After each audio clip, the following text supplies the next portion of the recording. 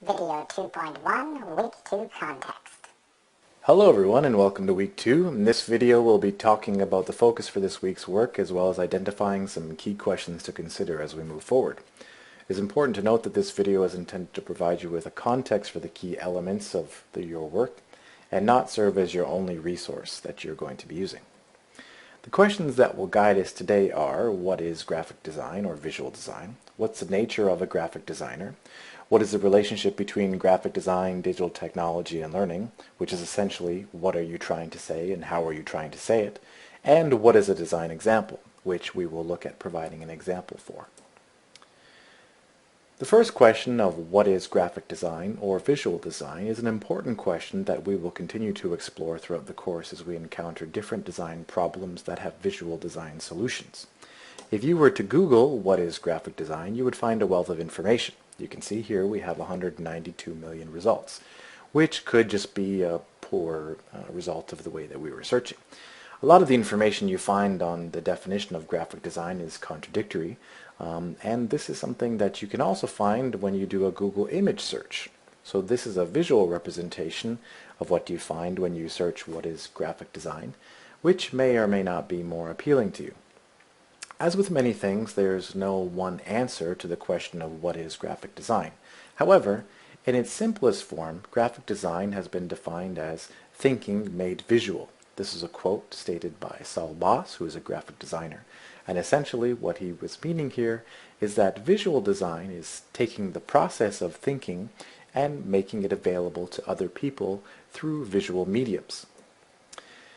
Visual design and graphic design use a variety of elements such as line, color, shape, texture, and form. It can also be found in a variety of mediums, including typography, illustration, photography, videography, and animation. It is guided by specific design principles which are also not equally agreed upon, but they are based on visual art, and they include things such as pattern, contrast, emphasis, balance, scale, and harmony. As noted, these elements are not set in stone, and disagreements exist within the visual design communities as to the importance, relevance, and existence of each of the above.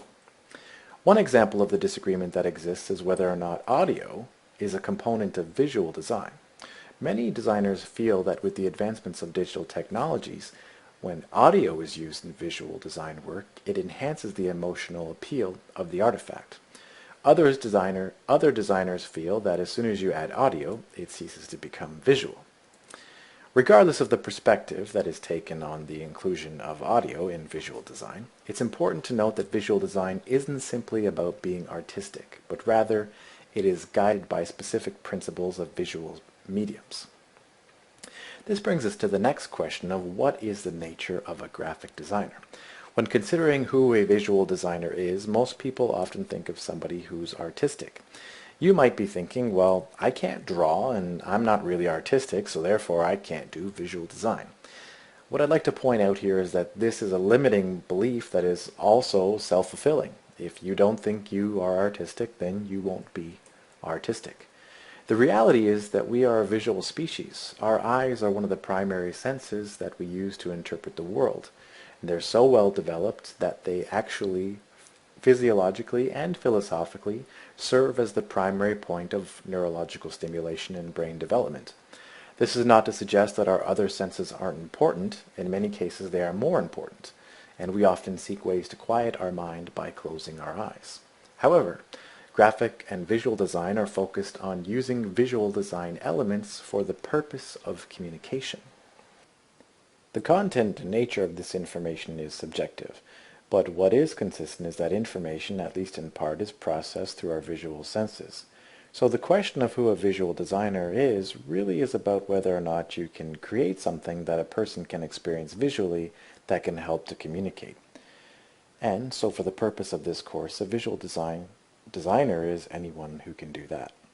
This brings us to our next question, which is what is the relationship between graphic design, digital technology, and learning? Essentially, the relationship between each of these elements boils down to what you are trying to communicate and how you are trying to communicate it. The common thread between design, digital technology, and learning is information. Information serves as the content for what you're talking about. Graphic design can serve as the content of the information. Digital technologies are used as a medium for creating, sharing, and collecting information. And learning is the experience by which an individual takes information, processes it, in order to develop knowledge.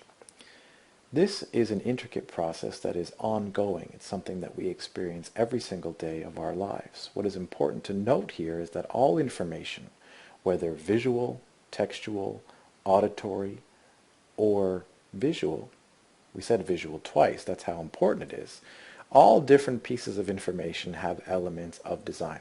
As a result, design plays an important role in the nature and structure of information that we use to learn. Now, this course will go beyond the common conception that graphic design is all about making things look good. Okay, this is something that I really want to emphasize. This is not the only purpose of visual and graphic design. We're going to explore the ways in which various mediums can be used to communicate information that is valuable to the learner.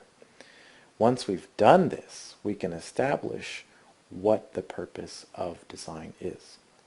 Now, for this class, we have to look at what a design problem is. For the purpose of this course, a design problem will be any problem that relates to the communication of information that may have a visual solution.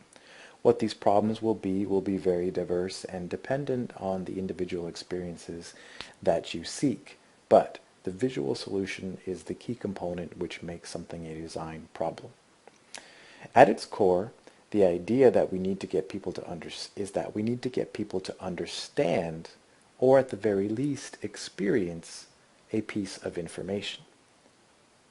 This seems relatively simple. However, there are often barriers to the goal of communicating information, such as time, space, tools, and the characteristics of the audience, which can include age, gender, and culture.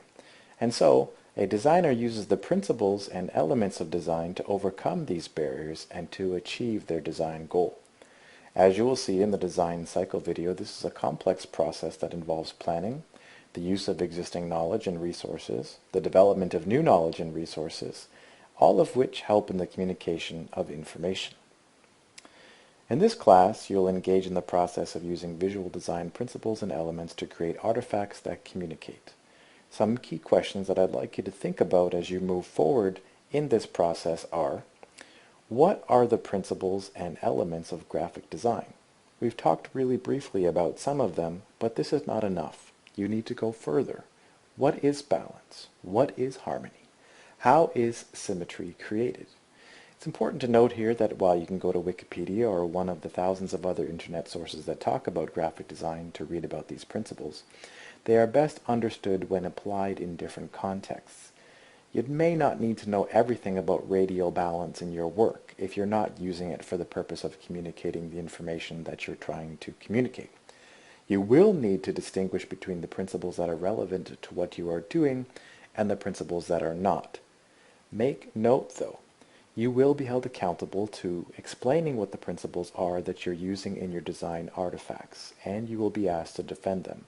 So it's important to take some time to become experienced with these terms.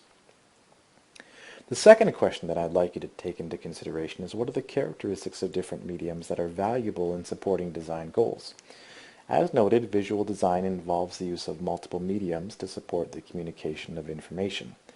Each medium has distinct characteristics that make it appropriate for specific design challenges. Not all mediums are appropriate for design problems, so you'll need to be able to identify which medium is appropriate and explore the characteristics that medium as it relates to your design problem. For example, if you choose to make a short video to explain something, the question will be why. What advantages does the medium of video provide you that other mediums, such as illustration or typography, may not? The third question that I'd like you to think about is: how does bad design impact the communication of information? As noted in the beginning of the course, visual design is often trial and error and ends up being mostly error.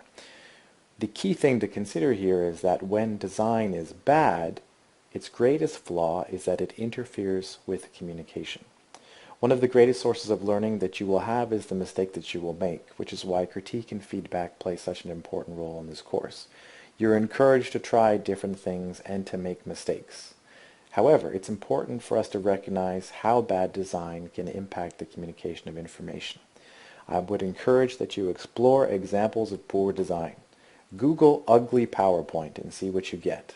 Now, you're going to have different things and different interpretations of what the word ugly means, but for the purpose of this course, what I'd like you to think about is ugly design is design that blocks you from your intended goal.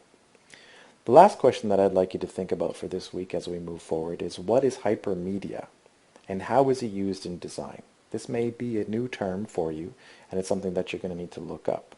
So the idea here is, as you will see in your design and the course materials, visual design is not about just using images. It includes other forms of media and using those forms of media in conjunction. So what I'm trying to say is that, and quite poorly, what I'm trying to say is that it's when you use different types of media at the same time. So you use videos, images, and audio all within the same artifact to create an experience. This is becoming a much more common way to develop designs, and is something that you should become familiar with as you move forward